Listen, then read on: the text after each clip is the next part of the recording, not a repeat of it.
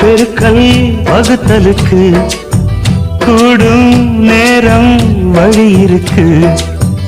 இருக்கிற நாள இருவரும் சேர்ந்து இடைபிரியாம கழிச்சிட வேணும். ஏதோ ஏதோ சொல்ல தோணும். அட உன்னோட உன்னான மூணாகும். அது இப்போதும் எப்போதும் தேனாகும். பள்ளிக்கூடம் போகலாமா, அதுக்கு புத்தகத்தை வாங்கலாமா? எல்லோருக்கும் நல்ல பாடம் சொல்லாமலே புரியும் பாடம்.